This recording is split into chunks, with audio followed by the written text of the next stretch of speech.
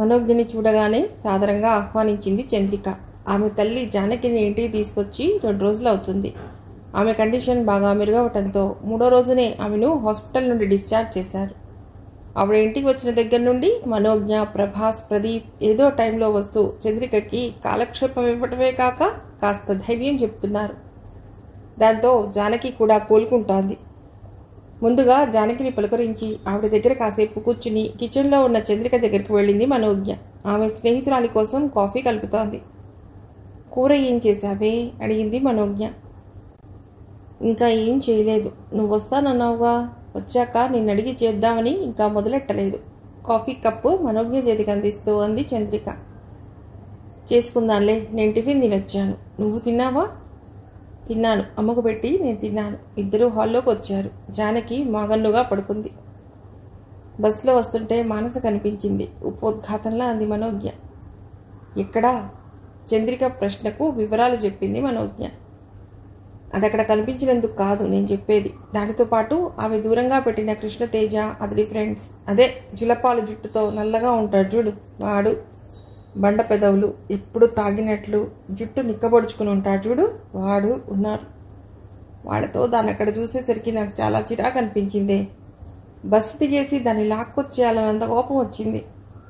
అయినా దానికి అలాంటి వాళ్లతో ఫ్రెండ్షిప్ ఏమిటే, బుద్ధి లేకపోతేనో మనోజ్ఞ విసుక్కుంది. మనం దానికి ఏమైనా మంచి విషయాలు చెప్పినప్పుడు అమాయకంగా బుర్రూపుతుంది. మళ్ళీ దాని తిరుగుళ్ళు దానివే, దాన్ని మనం మార్చలేం, చంద్రిక అంది వెచ్చటి కాఫీ కప్పుని నుదుటి మీద రాసుకుంటూ. నువ్వన్నది నిజమే, కానీ ఎవడు ఎలాంటి వాడో చెప్పటం కష్టం. దీనికి సరదాలు, షికార్లు కావాలి. దీని వీక్నెస్ ఆసరాగా తీసుకుని దీన్ని ఏం చేస్తారోనని, ఏ చిక్కులో ఇరుక్కుంటుందోనని అప్పుడప్పుడు అనిపిస్తూ ఉంటుంది. ఎంతైనా అది మన స్నేహితురాలు కదా, మనోజ్ఞ అంది. అఫ్కోర్స్. చంద్రిక ఇంకేం మాట్లాడలేదు. ప్రభాస్ గారు, ప్రదీప్ గారు వచ్చారా నిన్న అడిగింది మనోజ్ఞ. ప్రభాస్ వచ్చారు. ప్రదీప్ చాలా దూరం, బస్సులో గంటలు పడుతుంది. అవును, అమ్మ హాస్పిటల్లో ఉన్న 3 రోజులు పగలు రాత్రి తిరిగారు పాపం. వాళ్ళ ఫ్రెండ్ బైక్ తమ దగ్గరే ఉంచేసుకున్నారు. సచిన్ కూడా గుడ్ వన్, చంద్రిక కృతజ్ఞతగా అంది. అవును, అన్నట్లు ఆ రోజు వాళ్ళు రిసెప్షన్లో అమౌంట్ కట్టారు, 5000. రేపు గుర్తు చేయించేద్దాం. అలాగే, 1 గంట అవుతోంది. వంట చేసుకుందామా, కాసేపు ఆగుదామా మనోజ్ఞ అడిగింది. అవునా, అయ్యో, అమ్మకి భోజనం పెట్టాలి, ఆ సంగతే మర్చిపోయాను. ఏం కూర తరగాలో చెప్పు. ఎంతసేపు? కుక్కర్లోనేగా, 1/2 గంటలో అయిపోతుంది. ముందు అమ్మకి ఏం కావాలో అది చేసేద్దాం మనోజ్ఞ అంది ఫ్రిడ్జ్లో కూరలు ఏమున్నాయో చూస్తూ. బీరకాయ అమ్మకి చేద్దాం, మనం ఏదైనా చేసుకుందాం చంద్రిక అంది. ఇద్దరూ 40 నిమిషాల్లో వంట ముగించారు. జానకికి వేడిగా అన్నం పెట్టింది చంద్రిక. ఆవిడ వేసుకోవాల్సిన టాబ్లెట్స్ ఇచ్చింది. కాసేపు టీవీ చూడమని పెట్టింది. నాకు ఇంకా ఆకలిగా లేదు, నీకు మనోజ్ఞ అంది. పర్వాలేదు, టిఫిన్ బాగానే తిన్నాను, కాసేపు అయ్యాక తిందాం అంది చంద్రిక. సరే, ఇద్దరూ గదిలోకి వెళ్ళి కబులు చెప్పుకుందాం అనుకుంటుంటే ఇంటి ముందు ఆటో ఆగటంతో తొంగి చూసింది చంద్రిక. ఆటోలో దిగుతూ కనిపించింది మానస. హడావిడి మేళం వచ్చిందే అని మనోజ్ఞ చెప్పి గుమ్మం దగ్గరికి వెళ్ళింది చంద్రిక. మానస 2 చేతుల్లోనూ క్యారీ బ్యాగుల్లో యాపిల్స్, బత్తాయి పట్టుకుని నవ్వుతూ లోపలికి వచ్చింది. నువ్వు ఇక్కడే ఉంటావనుకున్నాను, బాగానే గెస్ చేశావన్నమాట మనోజ్ఞని చూసింది మానస. ఏమిటివన్నీ అడిగింది చంద్రిక. ఆంటీకి. ఆంటీ ఎలా ఉన్నారు అంటూ క్యారీ బ్యాగులు పక్కన పెట్టి జానకిని పలుకరించింది మానస. బాగున్నానమ్మా, మీకందరికీ శ్రమ ఇచ్చాను అన్నదావిడ.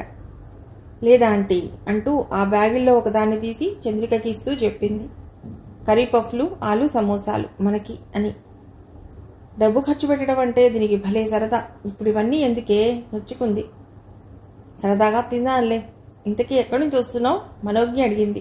ఏం సమాధానం చెప్తుందా అని. అలా బజారుకు వెళ్ళాను, మా రిలేటివ్స్ ఇంటికి. చెప్పకూడదనుకుంటూనే అబద్ధం చెప్పింది. చిన్న విషయానికి తేలిగ్గా అబద్ధం చెప్పే మనస్తత్వానికి నవ్వుకుంది. సరే, నీ భోజనం? మళ్ళీ ఆమె కోసం వంట చేయాలని అడిగింది చంద్రిక. తినేశాను మా వాళ్ళింట్లో. మళ్ళీ అబద్ధం మానస నోటి వెంట. ఇలా అబద్ధాలు చెప్పడం కూడా ఒక కళే అనుకున్నారు మనోజ్ఞ, చంద్రిక. ముగ్గురు గదిలోకి వెళ్లారు. రాబోయే చివరి సెమిస్టర్ గురించి కాసేపు మాట్లాడుకున్నారు. అవన్నీ తనకేం సంబంధం లేనట్లు మౌనంగా కూర్చుంది. ఆ పరీక్ష రాస్తే ఎంత, రాయకపోతే ఎంత అన్నట్లు కూర్చున్న మానసను చూసి ఆశ్చర్యపోయింది చంద్రిక. ఏమిటే, నీకు అసలు పరీక్ష గురించి ఆలోచనే లేదా అడిగింది. ఎందుకు లేదు, చదువుతున్నాను ఇంట్లో. మా అన్నయ్య ఊరుకోడు, చదువు చదువు అంటూ తెగ సతాయిస్తుంటాడు అంది మానస. సతాయిస్తే మాత్రం నువ్వు చదవాలిగా, అసలు నీకు చదవంటేనే బద్ధకం కదా. మనోజ్ఞ ఆట పట్టించింది. ఆ మాటకి నవ్వేసింది మానస. అలా ఉండకూడదనే మానస, ఇష్టపడే కదా ఎంబీఏలో చేరావు. చేరినప్పుడు దాని మీద దృష్టి పెట్టాలి, చదవాలి. తర్వాత నువ్వు ఉద్యోగం చేస్తావా, చెయ్యాలా మానాలా అన్నది ప్రశ్న కాదు, అది పూర్తి చేయాలి. భవిష్యత్తులో ఆ చదువు నీకు ఎప్పుడైనా ఉపయోగపడవచ్చు, లేదా నీ పిల్లల్ని గైడ్ చేయడానికైనా ఉపయోగపడుతుంది. నీ ఖర్చులు తగ్గించుకో, ఎందుకు వృధాగా అలా ఖర్చు చేస్తావు? Be in your limits, Chandrika అనునయంగా చెప్పింది. చిన్నపిల్లల బుద్ధిగా వింది మానస. అలాగే అన్నట్లు తలూపింది. నువ్వు చెప్పేటప్పుడు మాత్రం చాలా బుద్ధిగా వింటుంది ఇది, కానీ కుక్కతో ఒక వంకర అన్నట్లు ఆ తర్వాత మామూలే మనోజ్ఞ అంది. ఏం కాదులేవే, మొదట్లో కంటే ఇప్పుడు బాగా ఖర్చు తగ్గించాను తెలుసా. క్లాస్లో కూడా బాగా అటెండ్ అయ్యాను.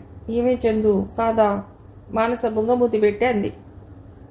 కొంచెం బెటర్, కానీ అప్పుడప్పుడు నీ పురలో పురుగు తెలుస్తుంటుంది కదా అంది చంద్రిక. ఇది కరెక్ట్ మనోజ్ఞ అంది మానస వెన్ను మీద చరుస్తూ. ఆమె నవ్వేసింది. అలా హబులు చెప్పుకున్నాక సమయం 2 గంటలు కావస్తుంటే మనోజ్ఞ చంద్రిక భోంచేద్దామని లేచారు. కొంచెం నువ్వు తినవే అని మానసని పిలిచింది చంద్రిక. ఆమె వద్దన్నది. అలా కాదులే అని గోంగూర పచ్చడి కలిపి ప్లేట్లో పెట్టి ఇచ్చింది టిఫిన్లా తినమని. వాళ్ళు భోజనాలు చేసి హాల్లోకి వచ్చేసరికి జానకి టీవీ ఆఫ్ చేసి వెళ్ళి పడుకుంది. హాల్లో దివాన్ మీద రిలాక్స్గా కూర్చుంది మానస. దీనికి నడు నిలబడదు మనోజ్ఞ అన్నది నవ్వుతూ మానసను ఉద్దేశించి. ఎప్పుడనగా ఇంటి నుంచి బయలుదేరావే చంద్రిక అడిగింది. 10కి క్లాస్ ఉందని చెప్పి వచ్చేసా మానస భుజాలెగరేస్తూ అంది. పర్స్లో ఎంత వేసుకుని బయలుదేరావు మనోజ్ఞ అడిగింది. అది మాత్రం అడక్కు నవ్వేసింది మానస. పోనీ ఇప్పటికి ఎంత ఖర్చు చేసి ఉంటావు మనోజ్ఞ అడిగింది. దానికి సమాధానం చెప్పకుండా నవ్వేసింది మానస. పెట్టి పుట్టావు తల్లి, అమ్మ దగ్గర, నాన్న దగ్గర, తాతయ్య దగ్గర భలే కొట్టేస్తున్నావే. మీ అన్నయ్య దగ్గర డబ్బులు గుంజేస్తావా చంద్రిక అడిగింది. అన్నయ్య దగ్గర కుదరదు, లెక్కలు అడుగుతాడు. ఎందుకంటాడు? అబ్బో బోల్డ్ ఆరాలు తీస్తాడు. అసలు నీకు అలాంటి వాళ్లే కావాలి, నీ తిక్క కుదురుతుంది చంద్రిక అంది. ఇవాళ మన దగ్గర డబ్బుందని ఇష్టం వచ్చినట్లు ఖర్చు చేస్తే జీవితంలో ఎప్పుడైనా డబ్బు లేని పరిస్థితి వస్తే చాలా అవస్థపడాలి మానస. మంచినీళ్లే కదా అని వృధాగా పారబోయడం తప్పు. భవిష్యత్తులో భయంకరమైన వాటర్ స్కేర్సిటీ వస్తుందని శాస్త్రజ్ఞులు నెత్తి నోరు మొత్తుకుంటున్నారు. మనీ కూడా అలాంటిదే. ఎందుకు అలా ఖర్చు చేస్తావు? కొంచెం కంట్రోల్ చేసుకో, నీకే మంచిది చంద్రికే అన్నది మళ్ళీ. అలాగే అన్నట్లు తలూపింది మానస. గంగిరెద్దులా తలూపుతుంది అంతే మనోజ్ఞ అంది మానస తల మీద ముట్టుతూ. మానస నవ్వేసింది. సరేలే, ఈ కబుర్లకేంలే, ఏమైనా మాట్లాడవే మానస మనోజ్ఞ అంది. ఏం మాట్లాడుతుంది? అలా మాల్కి వెడదామా, బేకరీకి వెడదామా అంటుంది మానస జబ్బ మీద కొడుతూ. చంద్రిక అంది నవ్వుతూ. ఇంతలో జానకి లేచి హాల్లోకి వచ్చింది. చంద్రిక లేచి వెళ్ళి మంచినీళ్ళు తెచ్చిచ్చింది తల్లికి. అమ్మా టీ తాగుతావా అని అడిగింది. కొంచెం తాగుతాను చెప్పింది ఆవిడ. చంద్రిక కిచెన్లోకి వెళ్ళింది. ఆ వెనకాలే మనోజ్ఞ మానస వెళ్లారు. మనం కూడా తాగుదామా? సమాధానం కోసం చూడకుండా అందరికీ టీ పెట్టింది చంద్రిక. సాయంత్రం 4 గంటలు కావస్తుంటే ప్రదీప్ వచ్చాడు. అతడిని చూడగానే మానస మొహం విప్పారింది. గోడవారనున్న కుర్చీని చొప్పున యువతలకి జరిపింది కూర్చోమన్నట్లు. అతడు ఆమెను చూసి పలకరింపుగా నవ్వాడు. అందరూ ఇక్కడే ఉన్నారే అన్నాడు. ఎలా ఉన్నారు మీ అమ్మగారు అని చంద్రికను అడిగాడు జానకి కేసి చూస్తూ కూర్చున్నాక. పర్వాలేదు బాబు, మీ అందరి హెల్ప్ వల్ల కోలుకున్నాను జానకి చెప్పింది కృతజ్ఞతగా అతడి కేసి చూస్తూ. మేం చేసిందే ఉందండి, పాపం చంద్రిక గారే చాలా అవస్థపడ్డారు. మీరంతా దానికి ధైర్యం చెప్పారు, అది చాలు దానికి జానకే అంది. అవునా ఆంటీ, ఆ రోజు రాత్రంతా ప్రదీప్ గారు ప్రభాస్ గారు బయట కుర్చీలోనే కూర్చున్నారు మనోజ్ఞ చెప్పింది. ఓ పక్క దోమలు చంపేస్తుంటే చంద్రిక చెప్పింది. అవును, మేం ఫ్యాన్ కింద పడుకున్నాం. పాపం వాళ్ళు చాలా అవస్థపడ్డారా ఆంటీ. మిమ్మల్ని అందరినీ చాలా శ్రమ పెట్టాను బాబు జానకి అంది. అబ్బే అదేం లేదండి, మాకు అలా రాత్రిపూట జాగారం చేయటం అలవాటే. ఏదో పిచ్చాపాటి మాట్లాడుకుంటూ కూర్చుండిపోతాం చెప్పాడు ప్రదీప్. ఆ చర్చ మానసకి అదోలా అనిపించింది. తాను ఆ రాత్రి లేకపోయానే అని బాధపడిపోయింది. ప్రభాస్తో కలిసి ప్రదీప్ అలా హాస్పిటల్లో గడిపాడని ఆమె ఊహించలేదు. ఆ విషయం ఎవరూ తనకి చెప్పనూ లేదు. ఏమైనా తాను ప్రదీప్తో సన్నిహితంగా మెలగాలనుకున్నదే తప్ప అందుకు తగిన ప్రయత్నం చేయటం లేదని అప్పుడు ఆమె బుర్రకి తోచింది. తప్పు చేస్తున్నాను అంటూ తనకి తనే తిట్టుకుంది. ప్రదీప్కి టీ ఇవ్వాలని కిచెన్లోకి వెళ్ళింది చంద్రిక. ఇంతలో ప్రభాస్ వచ్చాడు. వస్తూనే జానకిని ఎలా ఉన్నారని పలుకరించాడు. అలా అందరూ రావటం ఆవిడకి చాలా సంతోషంగా అనిపించింది, ఇల్లు సందడిగా ఉన్నందుకు. చందు, వన్ మోర్ గెస్ట్ అని నవ్వుతూ కిచెన్లో ఉన్న చంద్రికకి వినిపించేటట్లు చెప్పింది మనోజ్ఞ. ఆమె టీ పెట్టడానికే కిచెన్లోకి వెళ్ళిందని మనోజ్ఞ ఊహించింది. ఓకే ఓకే అంది చంద్రిక అక్కడి నుంచి. ఏమిటి, లాస్ట్ సెమిస్టర్కి బాగా చదివేస్తున్నారా? మనోజ్ఞ అడిగింది ప్రదీప్ని, ప్రభాస్ని. ఏం చదువో పాపం, 4 రోజులు హాస్పిటల్ డ్యూటీయే సరిపోయింది. ఇద్దరికి టీ అందిస్తూ అంది చంద్రిక. చచ్చా, అదేం లేదండి, ఎన్ని పనులున్నా చదువే, దాని టైం తానుకుంటుందిలేండి ప్రభాస్ అన్నాడు మొహమాటంగా టీ కప్ అందుకుంటూ. కాలేజీకి కూడా పోలేదనుకుంటా చంద్రిక అడిగింది. క్లాస్లే లేవండి, ఏదో టైంపాస్కి లెక్చరర్స్ ఏమన్నా అనుకుంటారని ప్రదీప్ జోవియల్గా అన్నాడు.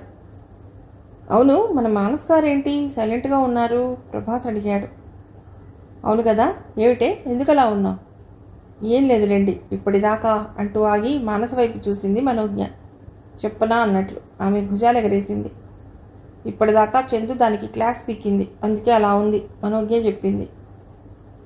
అదేం కాదు, ఊరికే మీరు మాట్లాడుతుంటే వింటున్నాను మానస అంది నవ్వుతూ. క్లాస్ దేనికి అడగకూడదనుకుంటూనే అడిగాడు ప్రభాస్. మంచినీళ్ళలా డబ్బు ఖర్చు పెడుతుందని మనోజ్ఞ చెప్పింది. దానికంతా నవ్వేశారు. తర్వాత ప్రదీప్ అన్నాడు, అది ఆమె గారి హాబీ అని. ఉత్సాహంగా అంది మానస. దానివల్ల ఎవ్వరికీ ఇబ్బంది లేదు కదా అని అన్నాడు. అవును కదా, మనోజ్ఞ సమర్థించింది. థ్యాంక్స్ మానస చేతులు జోడించి అంది. మళ్ళీ అంతా నవ్వుకున్నారు. చంద్రిక టైం చూసింది. అప్పుడు సమయం 5:30 కావస్తోంది. రాత్రి అందరూ ఇక్కడే భోంచేసేద్దాం, వెజ్ పులావ్ చేస్తాను అంది. అవునర్రా, సరదాగా ఇక్కడే భోంచేసేయండి జానకి కూడా అంది. భోజనం వద్దులేండి, మరోసారి ఇప్పుడైనా చేస్తా మొహమాటంగా అన్నారు ప్రదీప్, ప్రభాస్. మరోసారి చేయవచ్చు, కానీ ఇప్పుడు చేయండి, చేస్తున్నారు. చంద్రిక ఆర్డర్ వేస్తున్నట్లు చెప్పింది. ప్రదీప్, ప్రభాస్ నవ్వుతూ ఉండిపోయారు. ఇక తప్పదన్నట్లు. మానస, నీకు చెప్తున్నాను, సాయంత్రం ప్రోగ్రామ్స్ ఏమైనా ఉంటే క్యాన్సిల్ చేసుకో. నువ్వు 1000 ఏళ్ల పూజారివి మానసకి చెప్పింది చంద్రిక. అన్యాయమే చందు, నేను 1000 ఏళ్ల పూజారినా? అంతగా తిరుగుతున్నానా? మానస బొంగబూతి పెట్టింది. ఎలా తిరుగుతున్నావో, ఎలా ఖర్చు చేస్తున్నావో నీకు తెలియదే, మళ్ళీ మమ్మల్ని అడుగుతావు మనోజ్ఞ అడిగింది. అదిగో అటు తిరిగి ఇటు తిరిగి మళ్ళీ నా ఎక్స్పెన్సెస్ మీదకే తెస్తారు, మళ్ళీ బుంగమూతి పెట్టింది మానస. సరేలే, ఏదో తమాషా కన్నాను కానీ పద, పలావ్ ఏర్పాట్లలో మనము ఓ చెయ్యి వేద్దాం అంటూ లేచింది మనోజ్ఞ. మరి మాకు కూడా పని చెప్పండి ప్రభాస్ అన్నాడు. అవునండి, మావాడు వంటలో ఎక్స్పెరిమెంట్స్ చేస్తుంటాడు, వాళ్ళ పేరెంట్స్ ఇంట్లో లేనప్పుడు నవ్వుతూ చెప్పాడు ప్రదీప్. ఏమేం చేశారేం? చంద్రిక అడిగింది ప్రభాస్ని. అబ్బో, చాలా చేశాడులేండి, అప్పుడప్పుడు నాకు రుచి చూపించాడు. కాకపోతే ఆ గిన్నెలు కడగటానికి 2 రోజులు పడుతుందంతే. ప్రదీప్ మాటలకి అంతా నవ్వేశారు. అవునా, మా ఇంట్లో అన్ని గిన్నెలు లేవు మరి. చంద్రిక మాటకి మళ్ళీ నవ్వారు. మీరు ఇడియట్ బాక్స్ చూస్తూ ఉండండి, లేదా ఆ హిందూ పేపర్ చదవండి, మేము కిచెన్ మీద దండయాత్రకు వెడుతున్నాం అంటూ టీవీ ఆన్ చేసి టీపాయ్ మీద ఉన్న పేపర్ చూపించింది చంద్రిక. మనోజ్ఞ, చంద్రిక, మానస కిచెన్లోకి వెళ్లారు. మనోజ్ఞ ఉల్లిపాయలు, టమాటాలు ముందేసుకుని కూర్చుంది. నీకు అలవాట్లేదు కదే, నే చేస్తాలే, నువ్వు కబుర్లు చెప్తూ కూర్చో, లేదా హాల్లో వాళ్ళని ఎంగేజ్ చేయి మానసతో అన్నది మనోజ్ఞ. నిజానికి మానసకి వాళ్ళ ఇంట్లో కిచెన్ రూమ్లోకి వెళ్లే అలవాటు లేదు, ఆ అవసరమూ లేదు. తల్లి లేదా పనివాళ్లు ఆమె అవసరాలు తీరుస్తారు. ఏవీ మాట్లాడకుండా ఆమె హాల్లోకి వచ్చింది. ఆమెకు ప్రదీప్ పక్కన కూర్చుని కబుర్లు చెప్పాలని ఉంది. కానీ అక్కడ ప్రభాస్ ఉండటంతో ఏం మాట్లాడాలో తోచటం లేదు. కుర్చీ అతడికి దగ్గరగా లాక్కుని కూర్చుంది. ప్రదీప్తో మాట కలిపింది. అతడి ఎగ్జామ్స్ గురించి అడిగింది. ఎక్కడ ఉండేది అడిగింది. ఆ విషయం అంతకుముందే అడిగింది ఆమె ఓ సందర్భంలో. కానీ మళ్ళీ అడిగింది. సినిమాలు ఏం చూశారు అని అడిగింది. పెద్దగా చూడనని ఇటీవల చూసిన సినిమా గురించి చెప్పాడు. ఆమెకు సినిమాలు విశ్లేషించే అలవాటు లేదు. సరదాగా చూశాం, ఎంజాయ్ చేశాం, అంతే ఆమె ధోరణి. బీటెక్ అయ్యాక అడిగింది. జాబ్ వెతుక్కుంటాను ప్రదీప్ చెప్పాడు. ఫారెన్లోనా? కాదు, ఇక్కడే ఇండియాలో, సాధ్యమైతే ఈ హైదరాబాద్లోనే. ఏ యుఎస్ వెళ్ళరా? లేదు, పేరెంట్స్ని వదిలిపెట్టి వెళ్ళడం నాకు ఇష్టం లేదు స్పష్టంగా చెప్పాడు ప్రదీప్.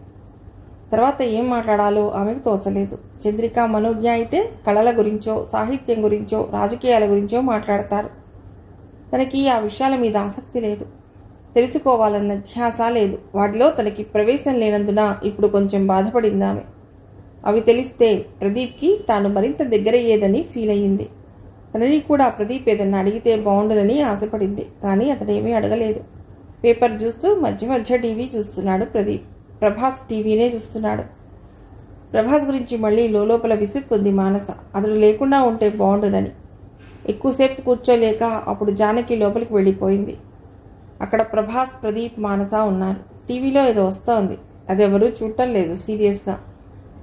ఆ సమయంలో తల్లి ఏం చేస్తున్నదో చూడటానికి వచ్చిన చంద్రిక హాల్లో మౌనంగా కూర్చున్న ముగ్గురిని చూసి అన్నది, ఏమిటి ముగ్గురు తపస్సు చేస్తున్నట్లు అలా కూర్చున్నారు అని. అబ్బే లేదండి, అప్పుడప్పుడు మాట్లాడుకుంటున్నాం ప్రభాస్ అన్నాడు. అలా కనిపించడం లేదే చంద్రిక అంది. ఇప్పటిదాకా మానస గారు మాట్లాడారు చెప్పాడు ప్రభాస్. చంద్రిక నవ్వి గదిలో ఉన్న తల్లి దగ్గరికి వెళ్ళి ఏమన్నా కలిపి ఇవ్వమంటావా అని అడిగి కిచెన్లోకి వెళ్ళింది. కిచెన్లోంచి పలావ్ ఉడుకుతున్న వాసన వస్తోంది. పెరుగు చట్నీ రెడీ అంటూ మనోజ్ఞ హాల్లోకి వచ్చింది. తినటానికి మేము కూడా రెడీగా ఉన్నామండి ప్రదీప్ అన్నాడు నవ్వుతూ. అతడు ఇలా మనోజ్ఞతో జోక్ చేయటం మానసకి నచ్చలేదు. అసలు ముందు ఈ అండీలేమిటండి బాబు, నాకైతే చాలా ఎబ్బెట్టుగా అనిపిస్తోంది అంది మనోజ్ఞ. అవునే, నాకు అలానే ఉంది, అండీలొద్దు బాబు అని చెప్దామని చాలాసార్లు అనుకున్నాను. ఏమనుకుంటారోనని చెప్పలేదు. కిచెన్లోంచి వస్తూ అంది చంద్రిక. నేను అదే అనుకుంటున్నానండి ప్రభాస్ ఏదో అనబోయాడు. అదిగో మళ్ళీ అండి చంద్రిక గదిమింది. 6:30 అయ్యింది. 7:30కి తిందామా? కాస్త ఉమ్మగిలితే బాగుంటుంది చంద్రిక అంది. అలాగే, తొందరేం లేదు, వెళ్ళాలి గనక ఎర్లీగా తినడం, లేకపోతే మామూలుగా నైట్ తినేది 9కి అన్నాడు ప్రదీప్. అవునే చందు, నేను రాత్రికి ఉండనా? ఉండమంటే ఉంటాను తోడుగా మనోజ్ఞ అంది. అవసరం లేదే, అమ్మకి బాగానే ఉందిగా, నథింగ్ టు వరీ. సరదాగా ఉంటానంటే ఉండు చంద్రిక చెప్పింది. లేదులే, రేపు మధ్యాహ్నం వస్తా. అలాగేలే. రాత్రి 7:30 గంటలు కావస్తుంటే తినడం పూర్తయ్యాక అంతా బయలుదేరారు. మనోజ్ఞ, ప్రదీప్ పక్కపక్కనే నడుచుకుంటూ వెళ్తుంటే మానసికి అదోలా అనిపించింది. అనవసర వ్యాపకాల్లో పడి తను ప్రదీప్కి దగ్గర కాలేకపోతుందా అనుకుంది మనస్సులో. వాళ్ళు కనుమరుగయ్యే వరకు అలా చూస్తుండిపోయిన మానస, ఏమిటే ఎక్కడికి వెళదామనా ఆలోచిస్తున్నావు, ఇంటికి వెళ్ళవా అని చంద్రిక హెచ్చరించడంతో ఆలోచనల్లోంచి తేరుకుంది. వస్తున్న ఆటో ఆపి ఆమెకు బాయ్ చెప్పి ఎక్కేసింది. మనోజ్ఞ, ప్రదీప్ నడుచుకుంటూ బస్టాప్కి వచ్చారు. ప్రభాస్ బాయ్ చెప్పి వెళ్ళిపోయాడు. అక్కడికి అతడి ఇల్లు ఓ 2 ఫర్లాంగుల దూరంలోనే ఉంది. వీధి లైట్ల వెలుగులో మనోజ్ఞ ముఖం కేసి చూశాడు ప్రదీప్. గాలికి ఎగురుతున్న ముంగురులు వెనక్కి తోసుకుంటుందామె.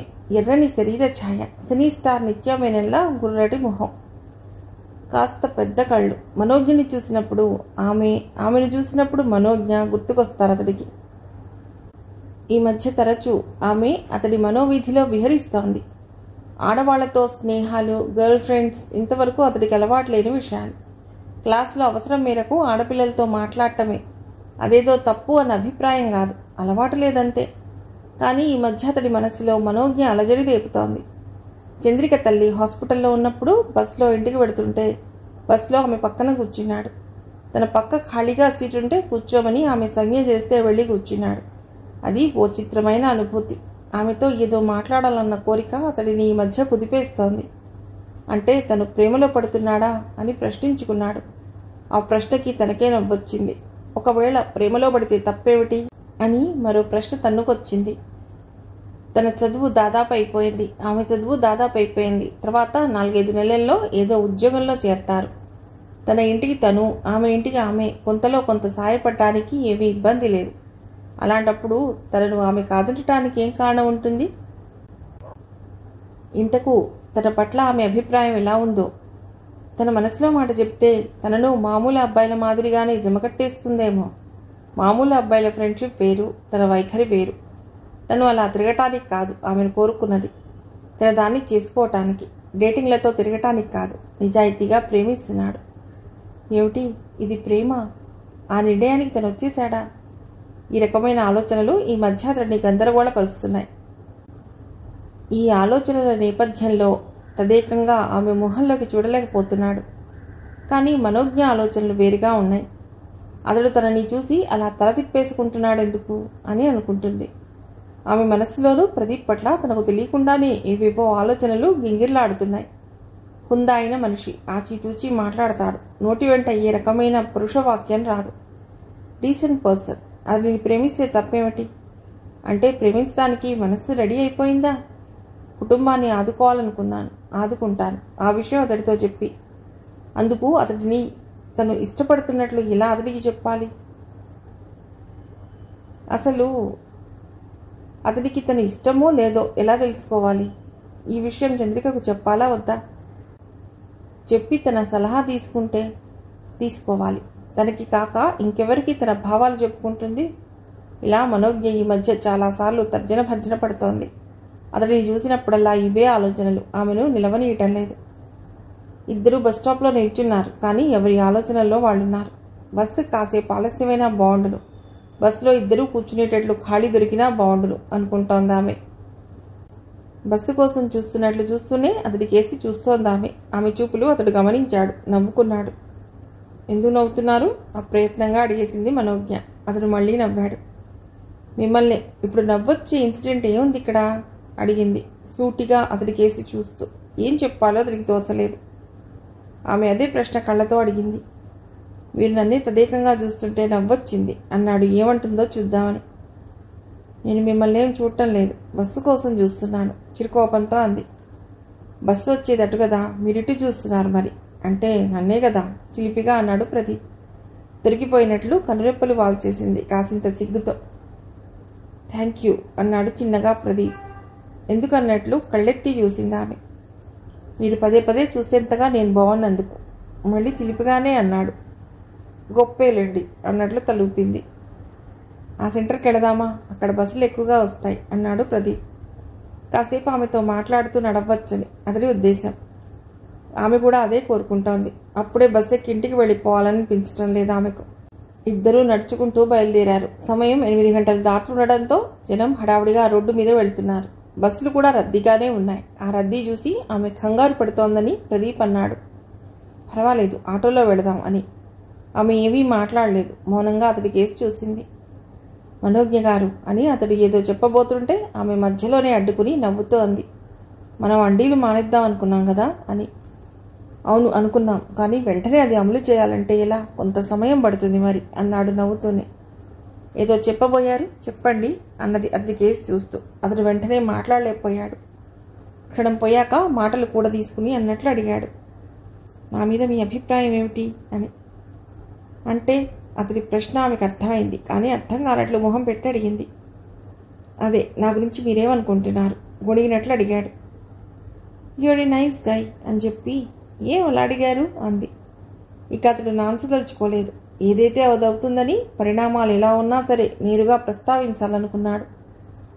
నా జీవితంలో ఇంత క్లోజ్గా మూవ్ అవుతున్నది మీతోనే మనోజ్ఞ. అంతకుముందు నాకు ఆడపిల్లలతో స్నేహాలు లేవు. ఆ అవకాశం రాలేదు. నేను మిమ్మల్ని ఇష్టపడుతున్నాను. మీరు ఇష్టపడితే. ఆమె అతడి మొహంలోకి చూడటంతో అతడికి మాటలు రాలేదు. ఆగిపోయాడు. ఇష్టపడితే ప్రపోజ్ చేస్తున్నారా? గొడిగినట్లు అడిగింది. ఎగ్జాక్ట్లీ మనోజ్ఞ, మనస్ఫూర్తిగా ప్రపోజ్ చేస్తున్నాను. మీరు అంగీకరిస్తే మీ సమస్యలు నావి, నా సమస్యలు మీ మీద రుద్దను అన్నాడు. అతడి నోట్లో కాస్త తడారినట్లు అనిపించింది ఆ మాట అంటున్నప్పుడు. ఈ తరం కుర్రవాళ్ళు ఐ లవ్ యూ అని చాలా తేలిగ్గా ఎలా చెప్పేస్తారు అని అనుకున్నాడు. అది నిజం ప్రేమ కాదు, అదేదో సినిమాలో చెప్పినట్లు వ్యామోహం, కొద్ది రోజుల తమకం. కానీ నిజమైన ప్రేమ వ్యక్తం చేయవలసి వచ్చినప్పుడు బహుశా ఇలాగే ఉంటుందేమో అనుకున్నాడు.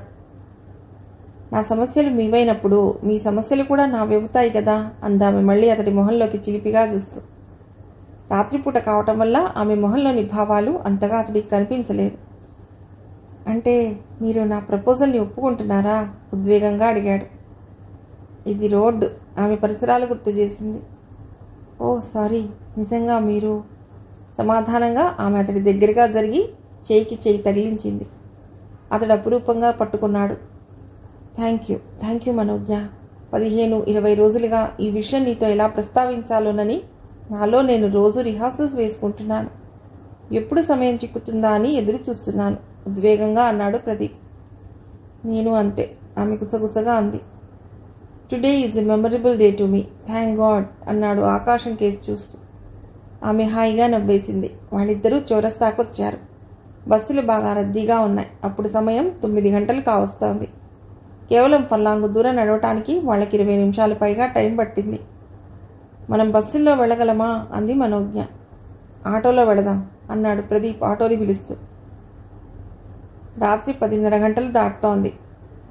ప్రదీప్ బట్టలు మార్చుకుని వచ్చి మంచం మీద కూర్చున్నాడు. కాసేపు క్లాస్ పుస్తకం ఏదైనా చదువుకుందామా అని క్షణం ఆలోచించాడు. చదవాలనిపించలేదు. ఇయర్ ఫోన్స్ పెట్టుకుని సెల్లో ఉన్న పాటలు వినసాగాడు మంచం మీద పడుకుని. చంద్రిక కచేరీ తర్వాత ప్రదీప్, ప్రభాస్ పనిగట్టుకుని వీడియో షాప్కి వెళ్ళి మెమరీ కార్డులో క్లాసికల్ సాంగ్స్ లోడ్ చేయించుకున్నారు. ముఖ్యంగా అన్నమయ్య, మరికొన్ని త్యాగరాయ కీర్తనలు. దాంతోపాటే వీడియో షాప్ వాడు చెప్పాడు వెస్ట్రన్ మ్యూజిక్ బ్యాక్గ్రౌండ్లో కార్తీక్ ఆలపించిన శాస్త్రీయ సంగీతం చాలా బాగున్నాయని. ఒక పాట కూడా వినిపించాడు. దాంతో అవి కూడా సెల్లో లోడ్ చేయించుకున్నాడు. అప్పుడప్పుడు అవి వినడం కూడా అలవాటైంది. ఇప్పుడు అవే పెట్టుకుని వింటున్నాడు. పక్కనున్న మంచం మీద చెల్లెలు నందిని నిద్రపోతోంది. ఆమె నిద్రకి కాయలేదు. పరీక్షలైనా సరే 10 దాటితే మంచం ఎక్కేయటమే. నిజానికి చంద్రిక కచేరీ అని కాదు కానీ ఆ పాటలు వింటున్న కొద్దీ హాయిగా అనిపించసాగాయి ప్రదీప్కి. 1-2 సార్లు ప్రభాస్ కూడా అన్నాడు, ఒరే ప్రదీప్, ఏదో అనుకున్నాను కానీ పిచ్చి పిచ్చి సినిమా పాటల కంటే ఈ క్లాసికల్ మ్యూజిక్ వింటుంటే చాలా హాయిగా ఉందిరా అని. అవును, బాగుంటాయి. ఇంట్లో మా అమ్మ అప్పుడప్పుడు పాడుతూ ఉంటుంది. మా చెల్లిని సంగీతం నేర్చుకోమంటే క్లాస్ పుస్తకాలు చదవలేకే చస్తున్నాను, ఇక సంగీతం కూడానా అని తీసిపారేసింది. మా నాన్న కూడా దానికి అవన్నీ వద్దులేవే, ఆ ఇంటర్ క్లాస్లో పాస్ అవ్వమను, క్లాసికల్ మ్యూజిక్ నేర్చుకున్నంత సంతోషం అన్నాడు అని చెప్పి ప్రదీప్ నవ్వేశాడు. మా ఇంట్లో అవేం అలవాట్లు లేవురా, మా నాయనమ్మ పాడుతుండేదిట, అప్పుడప్పుడు మా అమ్మ చెప్తుంది. ఇంకెవ్వరికి పాడే అలవాటు కానీ అసలు అలాంటి టేస్ట్ కానీ ఉన్నట్లు లేదు ప్రభాస్ చెప్పుకొచ్చాడు. ఇప్పుడు అవన్నీ గుర్తుకొచ్చాయి ప్రదీప్కి. నవ్వుకున్నాడు. సంగీత సాహిత్య వాసనలు జన్మతః రావాలిరా, ఊరికే నేర్చుకుంటే వచ్చేవి కాదు అన్న తల్లి మాటలు గుర్తొచ్చాయి. ఏమోకో చివురుట ధరమున ఎడనెడ కస్తూరి నిండెను, విభునికి భామిని రాసిన పత్రిక కాదు కదా అన్న అన్నమయ్య కీర్తన వినిపిస్తోంది సెల్ ఫోన్లో. తన అమర భక్తిలో స్వామివారిని అనేక రకాలుగా దర్శించిన అన్నమయ్య ఆయన అమ్మవారితో నడిపిన శృంగారాన్ని కూడా చాలా హృదయంగా, రమ్యంగా, అందులోనూ భక్తిభావం తొణిగిసలాడేటట్లు కీర్తించడం అద్భుతమైనది. ఆ పాటలో ఉన్న అర్థం, పరమార్థం ప్రదీప్కి అంతగా తెలియదు. కానీ అదే పాటని అన్నమయ్య సినిమాలో రాజుగారి కొలువులో అన్నమయ్య ఆలపించిన సన్నివేశం చప్పున గుర్తుకొచ్చింది అతడికి. ఆ తర్వాత మరో కీర్తన, ఏ పురాణమున ఎంత వెదికినా అన్నది. స్వామివారిని సేవించుకునే భక్తులను ఎప్పుడూ ఏ కీడు సంభవించదన్న అన్నమయ్య భావన ప్రతిబింబించిన కీర్తన. అలా ఆ పాటల తన్మయత్వంతో ప్రదీప్ ఉండగా సెల్ ఫోన్ రింగ్ అయింది. పాట ఆగిపోయి రింగ్ టోన్ వినవచ్చింది. హలో అన్నాడు కాస్తంత విసుగ్గా. ఈ టైంలో ఎవరా ఫోన్ చేసింది అనుకుంటూ. అటువైపు నుంచి వెంటనే జవాబు రాలేదు. మళ్ళీ హలో అన్నాడు. ఏం చేస్తున్నారు అన్న ప్రశ్న వినవచ్చింది. ఎవరో ఆడవాళ్ల గొంతు. ఎవరు అడిగాడు. గెస్ చేయండి చూద్దాం అన్నదా కంఠం. అతడికి గుర్తు రాలేదు. ఎప్పుడూ ఫోన్లో విన్న గొంతు కాదనిపించింది. ప్లీజ్ ఎవరో చెప్పండి అడిగాడు మర్యాదగానే. కిలకిలా నవ్వు వినిపించింది. మనోజ్ఞ కానీ ఫోన్ చేసిందా అనుకున్నాడు. కానీ ఆ స్వరం ఆమెది కాదనిపించింది అంతలోనే. నేను మానసని చిన్నగా చెప్పింది. అతడికి ఆశ్చర్యంగా అనిపించింది. ఆమె ఆ సమయంలో ఫోన్ చేయడం ఏమిటా అని. అందున అసలు తనకి ఆమె ఫోన్ చేయడం ఏమిటి అని కూడా భ్రుకుటి ముడిచాడు. ఓ మీరా, చెప్పండి, ఈ టైంలో ఫోన్ చేశారేమిటి ఆశ్చర్యంగానే అడిగాడు. ఏం చేస్తున్నారు, బాగా చదివేస్తున్నారా అని అడిగింది మానస. చదువా మరేమన్నానా, హాయిగా పడుకున్నాను అన్నాడు. పడుకున్నారా, నేను నమ్మను, మీరు బాగా చదివే మంచి బాలుడు కదా. కాదండి, నేను అత్యవసర మాటలగాణ్ణి. ముందు ఆ అండి గిండిలు తీసేయండి, మను లేదా మానస అని పిలవండి బాబు. విసుగు ధ్వనించింది ఆమె కంఠంలో. పర్వాలేదండి, అండీలు ఉంటేనే బాగుంటుంది అన్నాడు. ఆమెతో తనకంత బాగా పరిచయం లేదు, ఏకవచనంలో ఎలా సంబోధించగలడు. బాగుండదు, నేను ప్రదీపు అంటాను, మీరు మను అనండి, అదే బాగుంటుంది. అందుకు అతడు ఏమీ మాట్లాడలేదు. ఆమె ధోరణి ఏదోలా అనిపించసాగింది. ఏమిటి వింటున్నారా, పడుకుండిపోయారా? ఇప్పుడు ఈ సోది ఏమిటా అని అడిగింది. నో వింటున్నాం, చెప్పండి, ఏమనాలో తెలియక అన్నాడు. ఏమిటి విశేషాలు ప్రదీపు? గోముగా అడిగింది ఆమె. నథింగ్, సాయంత్రం వరకు మనం కలిసే ఉన్నాం కదా, ఇక విశేషాలు ఏముంటాయండి? మన ఇద్దరం లేముగా, అందరితో ఉన్నాం. మనం రేపు కలుద్దామా ఈవినింగ్ కేబీఆర్ పార్క్లో అడిగిందామె. ప్రదీప్కి ఏం చెప్పాలో తెలియలేదు. అసలు ఆమె అలా మాట్లాడటమే ఆశ్చర్యంగా ఉంది. పైగా సాయంత్రాలు కలుద్దాం అనడం మరీ ఆశ్చర్యంగా అనిపించింది, విడ్డూరంగానూ అనిపించింది. ఏం చెప్పాలని ఆలోచిస్తున్నారా? రేపంటే ఏదో సాకు చెప్పాలనుకున్నాడు, ఏది చటుకున తోచలేదు. కుదరదా కొన్ని ఎల్లుండి ఈవినింగ్? అసలు ఆమె ఈ ప్రపోజల్ ఎందుకు చేస్తున్నట్లు అని అతడి మనస్సు పరిపరి విధాలుగా ఆలోచనలో పడింది. ఏదో చెప్పి తప్పించుకోవాలనుకున్నాడు. ఏదో నోటికొచ్చిన అబద్ధాలు చెప్పడం అతడికి అలవాట్లేదు. కొందరు తేలిగ్గా ఏమాత్రం తొణక్కుండా అబద్ధాలు చెప్పేస్తారు. అప్పటికప్పుడు అబద్ధాలు చెప్పేయటం, ఏదో ఒకటి సృష్టించేయటం కొందరికి వెన్నతో పెట్టిన విద్య. అది ఒక ఆర్ట్, అది అందరికీ రాదు. కొంచెం క్లాస్ వర్క్ ఉంది, కొన్ని రికార్డ్ సబ్మిట్ చేయాలి. లాస్ట్ సెమిస్టర్ కదా, ఏదో నోటికొచ్చింది చెప్పేశాడు. అందులో కొంత అబద్ధం ఉంది, కొంత నిజమూ ఉంది. రికార్డ్ సబ్మిట్ చేయడం వరకు నిజమే, దానికి ఎంతో సమయం అక్కర్లేదు, కాలేజీలో అరగంట పని. ఓకే, ఆ రికార్డ్స్ పని పూర్తి చేసుకున్నాక వీలైనప్పుడే కలుద్దాం ఏం అంది. అలాగే, ప్రస్తుతానికి ఏదో విధంగా ఆ ఉపద్రవం తప్పించుకుందుకు అతడికి కాస్త తెరిపిగా అనిపించింది. ఇంకేంటి విశేషాలు ప్రదీపు? మనం ఏదైనా మూవీకి, మీకు ఇష్టమైన మూవీకి వెడదాం, వెళ్ళాలి. అది మీ ఇష్టం, మీకు కుదిరినప్పుడే. వస్తారుగా? మళ్ళీ గోముగా అడిగింది మానస. అతడికి మళ్ళీ ఏం చెప్పాలో తెలియలేదు. వీలు కాదని చెప్పాలా, అలాగేనని చెప్పాలా? అలాగే ఆమె వెంట పడుతుంది, కాదంటే మళ్ళీ ఆమెతో అదో రభస అవుతుంది. కానీ ఆ విషయమై రెట్టించలేదు ఆమె. మరో 5 నిమిషాలు అలానే ఏదో మాట్లాడి గుడ్ నైట్, స్వీట్ డ్రీమ్స్ అని చెప్పి ఫోన్ కట్ చేసింది. ఉఫ్ మని గాలివాన వెలిసినట్లుగా ఊపిరి పీల్చుకున్నాడు ప్రదీప్. అతడికి ఏమీ అర్థం కాలేదు. పనిగట్టుకుని ఫోన్ చేసి, అది రాత్రి దాదాపు 11 గంటల సమయంలో ఆమె అలా మాట్లాడటం, అది వేరే విధంగా. ఆమె తత్వం గురించి అప్పుడప్పుడు మనోజ్ఞ చంద్రిక చెప్పగా విన్నాడు. కృష్ణతేజ అన్నవాడిని ఆమె ఇలా నడిపించిందో విన్నాడు. ముఖ్యంగా ధనబలం ఉన్న మనిషిని విన్నాడు. పట్టుదల వస్తే ఆమె ఎలా ప్రవర్తిస్తుందో కూడా వాళ్ళు చెప్పగా విన్నాడు. అలాంటి వ్యక్తితో చాలా జాగ్రత్తగా వ్యవహరించాలని మాత్రం అనుకున్నాడు. అయినా తనతో ఈ వేళప్పుడు మానస ఫోన్ చేసి అలా మాట్లాడటం వెనుక ఆమె అంతరంగం అతడికి బాగానే అర్థమైంది. అంటే ఆమె తన వెంట పడుతున్నదని చెప్పకనే చెప్తున్నది.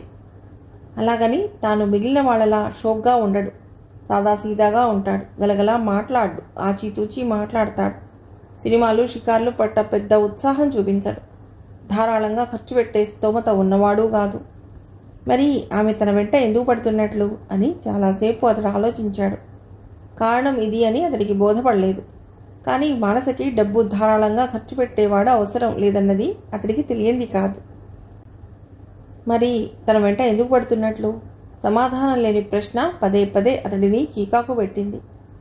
ఈ విషయం మనోజ్ఞకి చెప్పాలా వద్దా అని చాలాసేపు తర్జన భర్జన పడ్డాడు. చివరికి ప్రస్తుతం చెప్పకూడదనే అనుకున్నాడు. ఇలాంటివన్నీ చెప్పి ఆమె మనస్సు గాయపరచడం ఎందుకు? అది తెలిస్తే మళ్ళీ అది ఎలాంటి పరిణామాలకు దారితీస్తుందో అనుకున్నాడు. మానస ఫోన్ కాల్తో అన్నమయ్య పాటలు వింటూ హాయిగా రిలాక్స్ అవుతున్న ప్రదీప్ మనస్సు ఒక్కసారిగా చిందరవందరయ్యింది. ఇయర్ ఫోన్స్ తీసేసి సెల్ ఆఫ్ చేశాడు. ఇక ఆ పాటలు వినే మూడ్ లేదు. మానస కాలేజీలో, క్యాంటీన్లో, బయట ఆమె ప్రవర్తించే తీరు, మాట్లాడే ధోరణి, ఆమె వేసుకునే డ్రెస్లు అన్నీ ఒక్కసారిగా అతడి మస్తిష్కంలో ఫిల్మ్ రీల్లా తిరిగాయి. ఆమె ధోరణికి అతడు ఏనాడు ఇష్టపడలేదు. ఇష్టపడినట్లు కూడా ఎక్కడా ప్రదర్శించలేదు. ఏదో కల్పించుకుని ఆమెతో అతడు పదే పదే మాట్లాడాలని ఎప్పుడూ ప్రయత్నించలేదు. ఆమె మాట్లాడినా తను సాధ్యమైనంత వరకు తక్కువగానే మాట్లాడాడు. అలాంటప్పుడు ఆమె తన వెంట పట్టమేమిటి అనుకున్నాడు. ఈ ఆలోచనలతో చాలాసేపటి దాకా అతడికి నిద్ర పట్టలేదు. తర్వాత ఎలాగో నిద్ర పట్టినా అది కలత నిద్రలాగానే అనిపించింది. మామూలుగా 6:30-7 గంటలకి నిద్రలేచే ప్రదీప్ 7:30 అయినా ఇంకా నిద్ర లేకపోవటంతో తల్లి వచ్చి తట్టి లేపింది. ఏరా ఇంకా పడుకున్నావే, బాగా ఎడ్డెక్కింది, నిద్రలే అని. బద్ధకంగా నిద్రలేచాడు. బ్రష్ చేసుకున్నాక తల్లి ఇచ్చిన కాఫీ గ్లాస్ పట్టుకుని కుర్చీలో కూర్చున్నాడు. ఆలోచనలు మళ్ళీ మానస ఫోన్ కాల్ మీదకే వెళ్ళాయి. ఆమె అలా ఎందుకు ఫోన్ చేసినట్లు అన్నది తనకి అర్థం కావటం లేదు. అంతగా ఆమె తనని ఇష్టపడటానికి ఏముంది? అతనికి చికాకు వస్తోంది. అర్జెంటుగా ప్రభాస్ని కలిసి ఈ విషయం చెప్పాలని, అతని అభిప్రాయం తెలుసుకోవాలని అనుకున్నాడు. గబగబా కాలకృత్యాలు తీర్చుకుని స్నానం చేశాడు. ఇంతలో తల్లి టిఫిన్ పెట్టింది. తినేసి ప్రభాస్ దగ్గరికి బయలుదేరాడు. సిటీ బస్ ఎక్కాక ప్రభాస్కి ఫోన్ చేశాడు తను వస్తున్నట్లు, అతడు ఎక్కడికి వెళ్లకుండా ఉండేటట్లు. అతడు వెళ్లేసరికి ప్రభాస్ డ్రెస్ చేసుకుని సిద్ధంగా ఉన్నాడు. ఇద్దరూ బయటికి వచ్చారు. తరచుగా వాళ్ళు కూర్చునే కెఫేకి వెళ్లారు. ఏమిటి హడావుడిగా వచ్చినట్లున్నావు? ప్రభాస్ అడిగాడు కెఫేలో కూర్చున్నాక. ఆ ప్రశ్నకి ప్రదీప్ నవ్వాడు. చెప్పడానికి నవ్వొస్తోందిరా, నిన్న రాత్రి ఇంటికి వెళ్ళాక ఓ ఫోన్ కాల్ వచ్చింది అన్నాడు ప్రదీప్. Phone call? అవునరా, ఫోన్ కాల్. ఎవరి దగ్గర నుంచి అనుకున్నావు? మానస దగ్గర నుండి అని ప్రభాస్ ముఖంలోకి చూశాడు ప్రదీప్. మానస? అవును, రాత్రి 11 గంటల సమయంలో అని తర్వాత ఆమె మాట్లాడిన తీరు అన్నీ పూసగుచ్చినట్లు చెప్పాడు ప్రదీప్. ఓ, నువ్వు లవర్ బాయ్ అన్నమాట, ప్రభాస్ జోక్గా అన్నాడు. నా బొంద లవర్ బాయ్, పైగా ఆమెతో. ఏ బంగారం లాంటి బాతు, ఆల్వేస్ ఏటీఎం, మళ్ళీ జోక్గా అన్నాడు ప్రభాస్. నీకు జోక్గా ఉందిరా, నాకు చిరాగ్గా ఉంది. ఆమె నాకు ఫోన్ చేయడం ఏమిటి? ప్రదీప్ విసుక్కున్నాడు. ఆమె నీకు ఫోన్ చేయడం అంటే నిజంగా అది జోకే కదా, నాకైతే ఫన్నీగా ఉంది సుమా. అఫ్కోర్స్ ఫన్నీయే. ఇది ఎలా కట్ చేయాలని ఆలోచిస్తున్నాను. ఏం చేద్దాం అని అడిగాడు ప్రదీప్ మిత్రుణ్ణి. ఆమెదంతా అదో టైప్ రా, ఆమెతో కాదన్నా చిక్కే, అవునన్నా చిక్కే. నాకు అర్థమైంది ఏమంటే ఆమె దేన్ని సీరియస్గా తీసుకోదు. అలాగని ఈ విషయాన్ని నువ్వు తేలిగ్గా తీసుకోను కూడదు, ప్రభాస్ అన్నాడు సాలోచనగా. అవును, ఇది డెలికేట్ ఇష్యూ, బట్ నాకు ఇంత మాత్రం ఇష్టం లేదు. ఒకవేళ నువ్వు ఇష్టపడతారన్నా నేను వద్దంటాను. నీకు ఇంతవరకు చెప్పలేదు, ఇప్పుడు చెప్తున్నాను. నేను మనోజ్ఞని ఇష్టపడుతున్నాను, ప్రదీప్ అన్నాడు గంభీరంగా. అది నేను గమనించానురా. నిన్న చంద్రిక ఇంట్లో మనోజ్ఞతో మాట్లాడుతున్నప్పుడు నీ కళ్ళల్లో కనిపించిన కాంతి స్పష్టంగా చూశాను.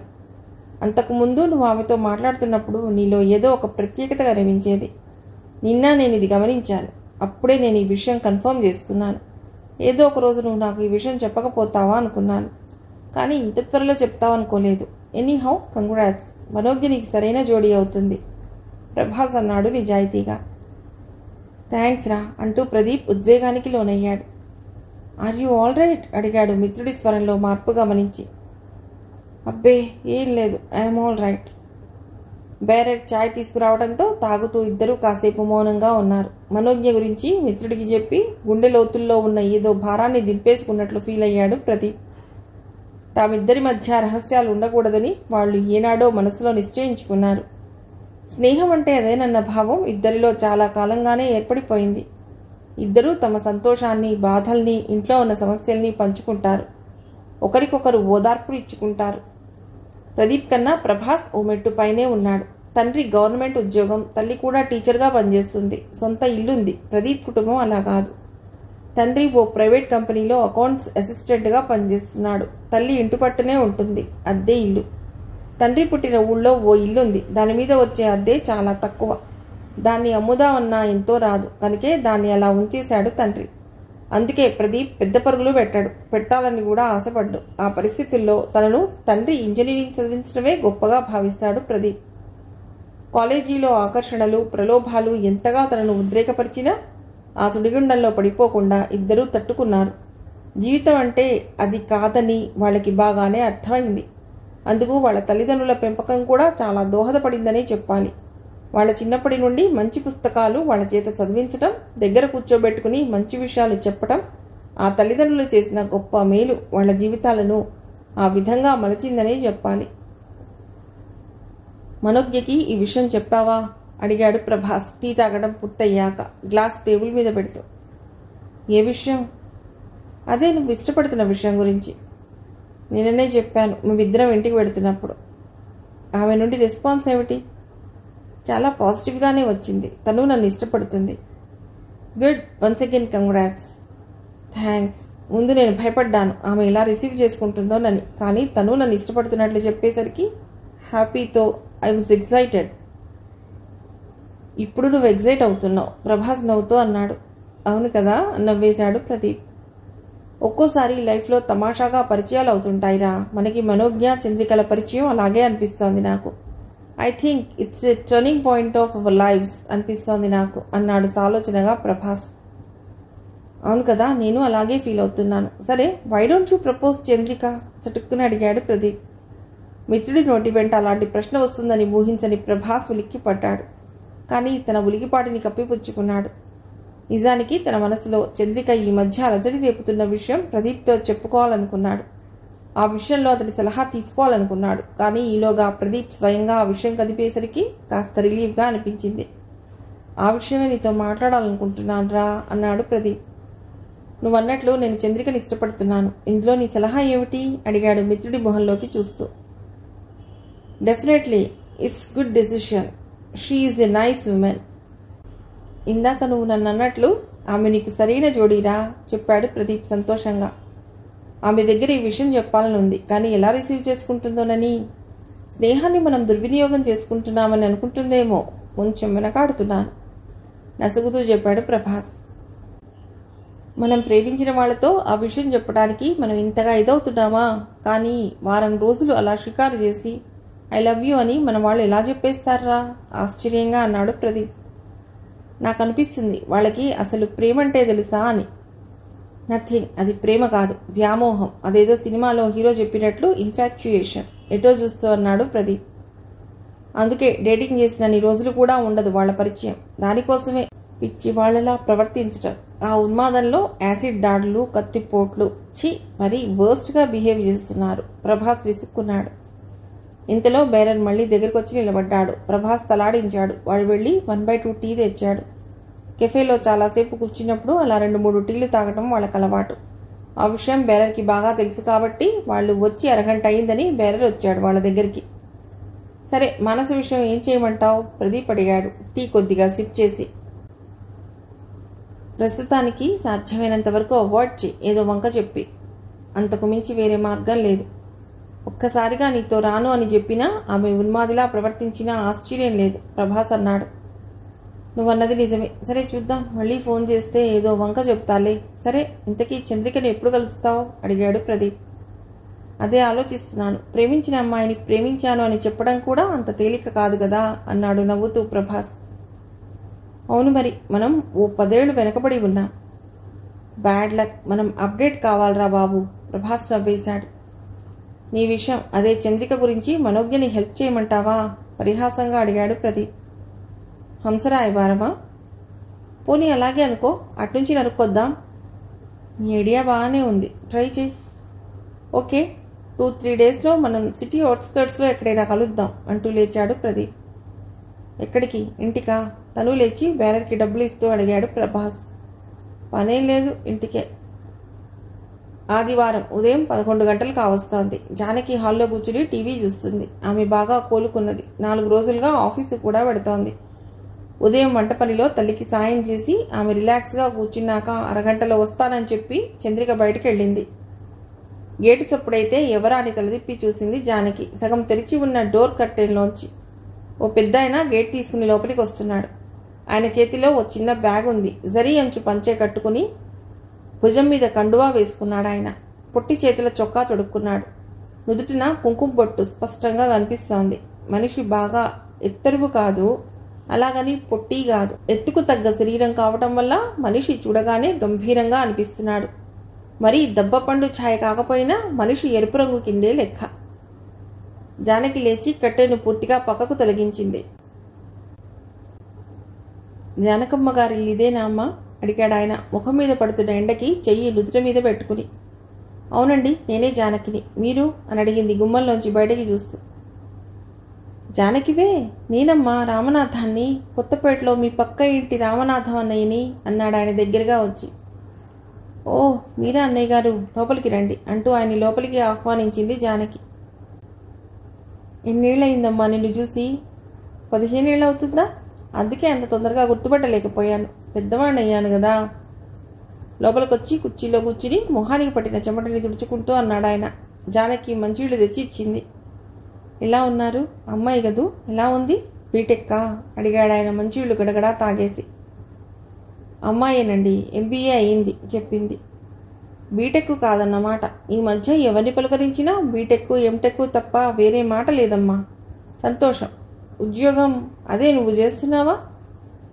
చేస్తున్నానండి, ఇంకా సర్వీస్ ఉంది. మరి అమ్మాయి? ఇంకా లేదండి, వచ్చే నెలతో MBA పూర్తవుతుంది. ఆ తర్వాత ఉద్యోగం చేస్తుంది. మంచిదమ్మా. మిమ్మల్ని ఇలా ఇన్నేళ్లకి చూస్తాననుకోలేదు సుమా. ఈ మధ్య వీరేశం లేడు, అదే కొత్తపేటలో మీ ఇంటికి ఎదురుగా ఉండేవాడు, బక్క పీనుగలా. వాడు చెప్పాడు మీరు ఇక్కడ ఉన్నట్లు. అంటే హైదరాబాద్లో ఈ ఏరియాలో. ఆ బక్క పీనుగ వీరేశం కాసేపటికి గుర్తొచ్చాడు జానకి. 5-6 నెలల కిందట తన ఆఫీస్ దగ్గర రోడ్డు మీద కనిపించాడు. ఆప్యాయంగా పలుకరించాడు. ఎక్కడుంటున్నది వివరాలు అడిగాడు. ఫోన్ నంబరు తీసుకున్నాడు. ఓ ఆదివారం వస్తానమ్మా అన్నాడు, కానీ రాలేదు. ఆ సంగతి ఆమె అప్పుడే మర్చిపోయింది. వాడు చెప్పాడమ్మా నీ వివరాలు, ఫోన్ నంబరు ఇచ్చాడు. రావుడు చనిపోయాక నువ్వు ఇహ ఆ ఊరు రావడమే మానేశావు. ఆ ఇల్లు అలా శిథిలావస్థలో ఉంది. ఆలనా పాలనా లేదు. మాకు వాటా ఉందంటూ అప్పుడు నిన్ను ఇబ్బంది పెట్టిన సుబ్బిగాడు పక్షవాతంతో చచ్చాడు. ఆ కుటుంబంలో ఏదో ఒక రోగంతో 4 పైకి వెళ్ళిపోయారు. ఇంకా ఒక్కడు మిగిలాడు. వాడు మహా తిక్క సన్నాసి. వాడు మాత్రం ఇంకా అదే వాగుడు వాగుతున్నాడు. ఆ ఇంట్లో నాకు వాటా ఉందని చెప్పాడాయన. రావుడు అంటే తన భర్త రామచంద్రరావు. అతడి బంధువులందరూ రావుడు అని పిలుస్తారు. రామచంద్రరావు అంటే చాలా మందికి తెలియదు కూడా. సుబ్బిగాడు అనబడే సుబ్బారావు వీళ్ళ ఇంటికి అవతలగా ఆనుకుని ఉన్న ఇంటివాడు. మనిషి చాలా లిటిగెంట్. తను కుదురుగా ఉండడు, ఎవరినీ కుదురుగా ఉండనివ్వడు. మాట్లాడితే కోర్టులో పిటిషన్ అంటాడు. రామచంద్రరావు చనిపోయాక ఆ ఇంటిలో తనకి వాటా ఉందని ఏవేవో కారణాలు కాగితాలు చూపించి జానకిని చాలా చికాకు పెట్టాడు. మొదట్లో ఆమె ఆ ఊరు వెళ్తుండడం, వాళ్ళకి వీళ్ళకి ఈ విషయం చెప్పి సమస్యని పరిష్కరించుకుందామని చాలా ప్రయత్నించింది. అప్పుడు ఈ రామనాథం కూడా ఆమెకు ఏ సహాయమూ చేయలేదు. సుబ్బారావుకే వత్తాసు పలికాడు. వాడు బొట్టి దగుల్బాజీ వెధవమ్మ, వాడి నోట్లో నోరు పెట్టలేం అంటూ తప్పించుకున్నాడు. ఈలోగా జానకికి భర్త రామచంద్రరావు ఉద్యోగం కారుణ్య నియామకం మీద రావటంతో ఆమెకు తరచుగా ఆ ఊరు వెళ్ళటం కుదరలేదు. తర్వాత అక్కడ తనకి స్థానబలం లేదని, తాను ఏమీ చేయలేదని తెలుసుకుని ఆ ఇంటిని అలా వదిలేసింది. కానీ ఎప్పటికైనా అక్కడికి వెళ్ళి ఆ ఇంటి విషయం తేల్చుకోవాలని ఆమె మనసులో గట్టిగానే నిర్ణయించుకుంది. ఆ ఆలోచనల నేపథ్యంలోనే తన కొలీగ్కు చాలా కావలసిన లాయర్ ఫ్రెండ్ ఆ మధ్య ఆఫీస్కు రావటం, అతడిని కొలీగ్ తనకు పరిచయం చేయటం, అతను అమలాపురం వాసినని చెప్పడంతో ఒక్కసారిగా ఆమె ఇంటి మీద మమకారం మదిలో మెదిలింది. మాటల్లో ఆ విషయం అతడితో ప్రస్తావించింది. ఆ విషయంలో తప్పక తాను సహాయం చేసి పెడతానని, ఒక్కసారి వచ్చి ఆ కాగితాలు వగేరా తనకి ఇవ్వమని ఆ లాయర్ ఫ్రెండ్ చెప్పాడు. ఆమెలో మళ్ళీ ఏదో ఆశ తొంగి చూసింది. ఇప్పుడు రామనాథం వచ్చి ఆ విషయాలు ప్రస్తావించేసరికి ఒక్కసారిగా ఆ జ్ఞాపకాల చికాకులు మనసులో మెదిలాయి. భర్త తరపు నుండి తనకున్న వారసత్వ ఆస్తి అదొక్కటేనన్న భావన కూడా ఆమె కళ్లల్లో క్షణకాలం మెదిలింది. ఇప్పుడు నీ ఇంటికొచ్చిన ఇబ్బంది ఏం లేదమ్మా, నిక్షేపంలా నువ్వేమైనా చేసుకోవచ్చు. కాకపోతే చాలా భాగం పడిపోయింది. అసలే అది పాతకాలం కట్టడం కదా, దానికి తోడు అది ఆలనా పాలనా చూసేవాళ్ళు లేరాయే. దాన్ని పడగొట్టి మళ్ళీ కట్టించవలసిందే రామనాథన్ చెప్పాడు. మీరు స్నానం చేస్తారా అన్నయ్య గారు అడిగింది జానకి. చెయ్యాలమ్మా అంటూ లేచాడు ఆయన. ఆయనకి బాత్రూమ్ చూపించి తాను కిచెన్లోకి వెళ్ళింది. మామూలుగా తామిద్దరికే వండుకున్నారు కావడం వల్ల ఆయన భోజనం ఏర్పాట్లు చుట్టానికి. అయితే అనుకోకుండా ఈ చుట్టం రావడానికి కారణం ఏమిటన్నది ఆమె మనస్సులో పదే పదే ప్రశ్నలు మెదులుతున్నాయి. 15 ఏళ్ల తర్వాత తాను వాళ్ళకి జ్ఞాపకం రావటం, ఆయన పనికట్టుకుని తనను వెతుక్కుంటూ రావటంలో కారణం ఏమిటో ఆమెకి ఎంత ఆలోచించినా అంతుపట్టడం లేదు. మరో 15 గంటకి చంద్రిక వచ్చింది. హాల్లో కూర్చున్న కొత్త వ్యక్తిని చూసి ఆశ్చర్యపోతూ లోపలికి వచ్చింది. అప్పటికి రామనాథన్ స్నానం చేసి లుంగి కట్టుకుని కూర్చున్నాడు. వీధికేసి చూస్తూ ఏవో మంత్రాలు జపిస్తున్నాడు. లోపలికి వచ్చిన చంద్రికను చూశాడు. ఆమె ఎవరో ఆయనకి చెప్పకుండానే అర్థమైంది. తనలో తను ఏదో అనుకుంటూ తలాడించాడు. నువ్వేనా మా రావుడి కూతురువి అని అడిగాడు చంద్రికని రామనాథం. ఇంతలో అలికిడి విని జానకి వచ్చింది కిచెన్లోంచి. అవునన్నయ్య గారు, పేరు మీకు గుర్తుండే ఉంటుంది, చంద్రిక చెప్పింది జానకి. కూతురు అయోమయంగా చూస్తుంటే ఆయన్ని పరిచయం చేసింది. ఈయన రామనాథం గారని నువ్వు చిన్నప్పుడు చూసి ఉంటావు, నీకు తెలీదు. నాన్నగారికి బావ వరుస అవుతారు. చంద్రిక నమస్కారం చేసింది రామనాథానికి. ఏమి అమ్మడు, మీ అమ్మ చెప్పింది, అదేమిటి చదువుతున్నావు అని అడిగాడు ఆయన. MBAనండి, అయిపోవచ్చింది, వచ్చే నెల ఎగ్జామ్స్. 2 years చదువు కోర్స్, మావాడు ఒకటి చదువుతున్నాడులే. అవునండి, బీటెక్కు వెళ్ళలేదా? లేదండి, నాకు ఇష్టం లేదు. ఏదైతేనే ఇప్పుడు అందరూ బీటెక్లే, ఉద్యోగాలు ఎక్కడొస్తాయో మరి వాళ్ళందరికీ స్వగతంలా అన్నాడు ఆయన నవ్వుతూ. చంద్రిక ఏమీ మాట్లాడలేదు. జానకి కిచెన్లోకి వెళ్ళింది, వంట కాస్త కొరవ ఉంటే పూర్తి చేయటానికి. చంద్రిక తల్లితో కూడా కిచెన్లోకి వెళ్ళింది. ఈయన ఇప్పుడు ఎందుకు వచ్చినట్లు అన్నట్లు సంజ్ఞ చేసింది చేతులతో. ఏమో నాకు తెలియదు అన్నట్లు పెదవి విరిచింది జానకి. అమ్ముడు ఇలా రావే అని రామనాథం పిలిచాడు చంద్రికని. ఆమె రాగానే అన్నాడు, కాస్త న్యూస్ ఛానల్ పెట్టవే, ఇవాళ పేపర్ చూడలేదు అని. ఆమె టీవీ ఆన్ చేసి న్యూస్ ఛానల్ పెట్టింది. ఆయన వార్తలు వింటూ దేశాన్ని తగలేస్తున్నాయని రాజకీయ పార్టీలని తిట్టడం మొదలెట్టాడు. అసలు ఆ రాజకీయ పార్టీలను పెంచి పోషిస్తున్నది మనమే కదా అని అనాలనుకున్నది చంద్రిక. కానీ ఆయనతో ఏమాత్రం చనువు లేనందువల్ల మౌనంగా ఉండిపోయింది. ఇంతలో జానకి కిచెన్లోంచి బయటకు వచ్చి అడిగింది రామనాథాన్ని, అన్నయ్య గారు భోజనం చేస్తానంటే వడ్డిస్తాను, మీరు ఎన్ని గంటలకు తింటారో మరి, 1 గంట కావస్తోంది అని. భోజనం చేసే టైం అయిందమ్మా, తినేసి కాసేపు నడుము వాల్చుతాను అన్నాడు రామనాథం. వీధి తలుపు వేయమని చంద్రికకు చెప్పి పీట వేసి కంచెంలో భోజనం వడ్డించింది జానకి. ఆయన భోజనానికి కూర్చున్నాడు. కంచెంలో వడ్డించే పదార్థాలు చూస్తూ అన్నాడు, బంగాళాదుంప వేపుడు చేశావా? పాపం రావుడికి ఎంత ఇష్టమో బంగాళాదుంపల వేపుడంటే, మొత్తం అన్నమంతా దాంతోనే తినమన్నా తినేవాడు అని. ఆ మాటకి జానకి ముఖంలో వేదన తొంగి చూసింది. నాన్నగారి గురించి చెప్తున్నారు ఆయన, మీ నాన్నగారిని రావుడనే వారంతా, నువ్వు చిన్నదానివి, నీకు తెలియదు నెమ్మదిగా చెప్పింది జానకి కూతురికి. తండ్రి చనిపోయిన తర్వాత ఆయన తరపు బంధువులెవరూ తమ ఇంటికి రాకపోవడంతో ఆమెకు ఆ విషయాలేవీ తెలియవు. తండ్రి పుట్టిన ఊళ్ళో ఏమున్నాయో కూడా ఆమెకు సరిగ్గా అవగాహన లేదు. ఇంటి విషయంలో వచ్చిన చీకాకులు కూతురికి పెద్దగా ఏమీ చెప్పలేదు జానకి. కానీ అక్కడ ఓ ఇల్లు ఉందని మాత్రం చూచాయిగా చంద్రికకి తెలుసు. ఆ విషయాలు పెద్దగా అడిగి తల్లిని బాధ పెట్టడం ఇష్టం లేక ఊరుకుంది చంద్రిక. ఇప్పుడు అనుకోకుండా తండ్రి తరపు బంధువు ముడిపట్టంతో కారణం ఏమై ఉంటుందా అని జానకి మాదిరిగానే ఆమె కూడా ఆలోచనలో పడింది. ఇది రావుడికి ఇష్టం, అది రావుడికి ఇష్టం అంటూ ఏవేవో చెప్తూ సోమనాథం భోజనం ముగించాడు. ఆయన కోసం చేసిన బంగాళాదుంపల కూర, వడియాలు అన్నీ అయిపోయాయి. ఆయనకి పక్క వేసి విశ్రాంతి తీసుకోమన్నది జానకి. రామనాథం వెళ్ళి మంచం మీద వాలాడు. తినగానే మంచం ఎక్కడం ఆయనకు అలవాటు. తర్వాత తల్లి కూతుళ్ళిద్దరూ భోజనాలు చేసి హాల్లోకి వచ్చారు. నువ్వు కాసేపు పడుకో అమ్మా అంది చంద్రిక. ఆమెకు నిద్ర రావటం లేదు. రామనాథం రాకలోని ఆంతర్యం ఏమిటో ఇంత ఆలోచించినా అంతుపట్టడం లేదు. పడిపోతున్న ఇంటిని అమ్మేయమని, తాము కొంటామని అడగటానికి వచ్చాడా అని అనుకుంది. లేక ఈపాటికే దాన్ని పక్కవాళ్ళు ఆక్రమించేసుకుని ఇల్లు కట్టేసుకున్నారా? తాను అలా దాన్ని వదిలేసి తప్పు చేశానా? ఆమె బుర్రంతా ఆలోచనలతో గింగిర్లాడుతోంది. అమ్మా, ఆయన ఎందుకు వచ్చింది ఆలోచిస్తూ నువ్వు ఊరికే బుర్రపాడు చేసుకోకు. ఆయన ఏమడిగితే అది అంటే, అక్కడ నాన్నగారి ఇల్లుందని అన్నావుగా ఒకసారి, అది కావాలంటే ఇచ్చి. నువ్వు ఎక్కువగా ఆలోచించి బీపీ తెచ్చుకోకు, అది నీ హెల్త్కి మంచిది కాదు హెచ్చరికగా నెమ్మదిగా చెప్పింది చంద్రిక. తల్లి మొహంలోని ఆందోళనని ఆమె గ్రహించింది. ఈ కొత్త చుట్టం రావటం వల్లనే ఆమె ఆందోళన పడుతుందని చంద్రికకు అర్థమైంది. కాసేపు పడుకో అని మళ్లీ చెప్పింది తల్లికి. టీవీ చూస్తూనే మధ్య మధ్యలో కుర్చీలోనే కునికిపాట్లు పడింది జానకి. 3:30 గంటలు దాటుతూ ఉంటే ఆయన నిద్రలేచాడు. మంచినీళ్ళు ఇవ్వమని కూతురికి చెప్పింది జానకి. చంద్రిక మంచినీళ్ళు తెచ్చి ఇచ్చింది రామనాథానికి. థ్యాంక్స్ రా అమ్మడు అన్నాడు ఆయన గ్లాస్ అందుకుంటూ. జానకి లేచింది టీ పెట్టడానికి. రామనాథం లేచి హాల్లోకి వచ్చాడు. ఫ్యాన్ కింద కుర్చీ లాక్కుని కూర్చున్నాడు. సీరియల్స్ చూస్తావే అమ్ముడు చంద్రికని అడిగాడు. లేదండి, నాకంత టైం ఉండదు. అయినా ఏముందే సీరియల్స్లో?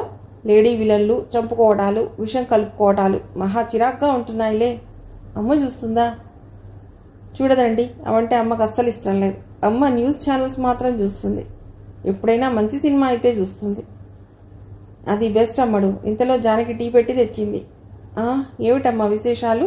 చాన్నాళ్ళైంది నిన్ను చూసి అడిగాడు రామనాథన్ జానకిని. ఏమున్నాయి అన్నయ్య గారు, రొటీన్ జానకి అంది. అమ్మాయికి సంబంధాలు ఏమైనా చూస్తున్నావా? ఆయన ప్రశ్నకి ఏం చెప్పాలో తోచలేదు జానకి. చివరికి అన్నది, ఇంకా లేదన్నయ్య గారు. ఏది? అది ఏదైనా ఉద్యోగంలో చేరాక పెళ్లి సంగతి అంటోంది అని. పిల్లలు పెళ్లి పేరెత్తగానే అలాగే అంటారమ్మా. కానీ మనం ఏ ఇడులో చేయవలసిన పని ఆ ఇడులో చేసేయాలి, అది మన విధి. అవుననుకోండి అన్నది అంతకు మించిన సమాధానం తోచక. నువ్వు ఇప్పటి నుంచి వెతకడం మొదలెడితే మనకి తగిన సంబంధం దొరికేసరికి వాళ్ల ముచ్చట తీరుతుంది, మనకి శ్రమ తప్పుతుంది. ఏమంటావు? మీరన్నది నిజమే అన్నయ్య గారు. ఈ విషయంలో పెద్దగా చర్చించడం ఆమెకి ఇష్టం లేదు. వాళ్ళ మధ్య తన పెళ్లి ప్రస్తావన రావడంతో చంద్రిక నెమ్మదిగా గదిలోకి వెళ్ళిపోయింది. అక్కడికి వీళ్ళ మాటలు స్పష్టంగానే వినిపిస్తున్నాయి. నేను సలహా చెప్తానమ్మా. సలహా నీకంటే రావుడి మీద మాకున్న అభిమానం అనుకో, బంధుత్వాలు కలుపుకోవడం అనుకో అని ఆమె ముఖంలోకి చూశాడు రామనాథం. ఏమిటన్నయ్య గారు? రామనాథం ఏదో పని మీదే వచ్చాడన్నది అర్థమైంది జానకి. ఇప్పుడు మేమున్న ఇల్లు పడగొట్టి కట్టుకోవాలని పిల్లలు చూస్తున్నారమ్మా. అది 140 గజాలు చెక్క. నీకు తెలుసుగా, మా పెద్దవాడు అక్కడే 2 ఎకరాలు భూమి వ్యవసాయం చేసుకుంటున్నాడు. ఇహ రెండోవాడు రాజోల్లో జెడ్పీ టీచర్, మూడోవాడు కాకినాడలో రెవెన్యూ డిపార్ట్మెంట్లో పనిచేస్తున్నాడు. ఆడపిల్లలిద్దరికీ పెళ్లిళ్ళు అయిపోయాయనుకో, మగపిల్లలు పెద్దవాళ్ళిద్దరికీ కూడా పెళ్లిళ్ళు అయిపోయాయి. ఇహ మూడోవాడికి పెళ్లి కావాలి. ఎవరో పై పిల్లని తెచ్చుకోవడం మాకు సుతరాము ఇష్టం లేదు. ఎలాగా అనుకుంటున్న సమయంలో సడన్గా మా రావుడు గుర్తొచ్చాడు. అప్పుడు మా ఆవిడ అంది కదా, మీ రావుడు బావ పిల్ల ఉంది కదా, వెళ్ళి అడిగి చూడండి అని. అందుకే వచ్చానమ్మా. మీ అమ్మాయిని మా మూడోవాడికి చేసుకుంటాను. నువ్వు నాకేం ఇవ్వనక్కర్లేదు. ఆ ఇల్లు రాసిచ్చే చాలు. అది మాది పడగొట్టి కాస్త పెద్ద ఇల్లు కట్టుకుందామని మా ఆలోచన. ఇక సుబ్బిగాడి కొడుకు తిక్క సన్నాసి గురించి నువ్వు ఏం బెంగపడనక్కర్లేదు. వాడి విషయం నేను చూసుకుంటాను. అవసరమైతే వాడిని జైల్లో పెట్టిస్తారు. రామనాథం చాలా నేర్పుగా అనునయంగా చెప్పాడు. చెప్పాక ఆమె మొహంలోకి సూటిగా చూశాడు. జానకి ఏదోలా అనిపించింది. ఒక్కసారిగా ఒళ్లంతా చెమట పట్టినట్లుగా అనిపించింది. తమ ఇంటి వెనకాల రామనాథం ఇల్లుంది. తమ ఇంటి పక్కన చిన్న సందులాంటి తోవలోంచి రామనాథం ఇంటికి వెళ్ళాలి. ఇప్పుడు తమ ఇంటిని ఆయన స్వాధీనం చేసుకుంటే రామనాథం ఇల్లు పెద్దవడమే కాదు, రోడ్డు మీదికి వస్తుంది. రామనాథం మాటల్లో తమ ఇంటిని గురించి చెప్పిన విషయాలు ఆమెకు ఒక హెచ్చరికగా అనిపించాయి కూడా. అక్కడ తన సహకారం లేనిదే నువ్వు ఏమీ చేయలేవన్న సంకేతం కూడా అతడి మాటల్లో వినిపించింది జానకి. ఆ విషయమై తాను వెళ్ళినప్పుడు నేనేం చేయలేనని చెప్పినవాడు ఇప్పుడు అంతా తాను చూసుకుంటానని చెప్పడం వింటే ఆమెకు రామనాథం మీద చాలా ఏవగింపు కలిగింది. జానకి హార్ట్అటాక్ రావడానికి వారం ముందు తన కొలీగ్ లాయర్ ఫ్రెండ్ ఫోన్ చేసి చెప్పాడు. తాను కొత్తపేట వెళ్ళానని, అక్కడ మీ ఇల్లు చూశానని, చాలా భాగం కూలిపోయిందని, వెనకనున్న వాళ్లు దాన్ని ఆక్రమించుకోవడానికి ప్రయత్నిస్తున్నారని, ఈ విషయాలన్నీ ఆ ఊళ్ళో తనకి తెలిసి ఉన్నాయని తెలిపాడని వివరించాడు. బహుశా ఆ ఊళ్ళో ఉన్న లాయర్కి తెలిసి ఉన్న వ్యక్తి ద్వారా తను చేస్తున్న ప్రయత్నాలు కూడా రామనాథానికి తెలిసి ఉంటాయని జానకి అనుకుంది. అయితే ఇప్పుడు ఆయన తెచ్చిన ప్రతిపాదనకి ఏం చెప్పాలో ఆమెకు వెంటనే తోచలేదు. కూతురుతో ఈ విషయాలు ఆలోచించి కానీ తాను ఏమీ చెప్పకూడదనుకున్నది.